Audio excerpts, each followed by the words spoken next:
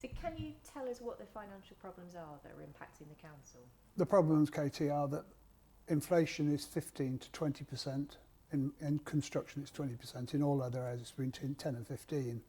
We budgeted at 3% earlier in the year, so we're pretty much underwater. So we've not only got big increase in inflation, we've got big increases in demand, and we're starting to look at next year's budget now. Obviously, we're a bit early, but we're worried about it. And it's showing £28 million short, and we cannot bridge that gap with council tax alone. The maximum I can put council tax up is 3%.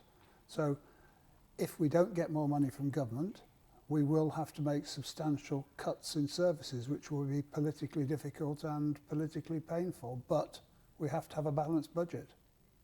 So what are you calling for? Well, ideally, we'd like the government to step in and help us out. I think all upper tier authorities, now when I say upper tier, I mean the ones that have the big responsibilities, adult social care, children's social care and highways. We've always pledged to protect the vulnerable, but when you add those three budget heads up, they take 85% of our money and they are statutory responsibilities. So any savings have to fall on the 15% that's non-statutory. So what we'll do is we've published a whole list of things we may have to make savings on if we don't get money. Over the next few months, we'll be consulting with you on the things that we might have to make savings on. And I want everybody to actively contribute and make their opinions known. So clearly this is tough for residents to hear.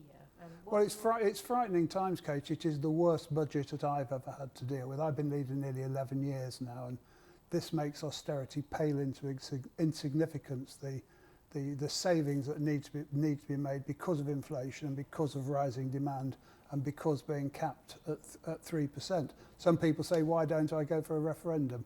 I think if you went for a referendum to increase council tax, we'd lose it. I don't think people want to pay more.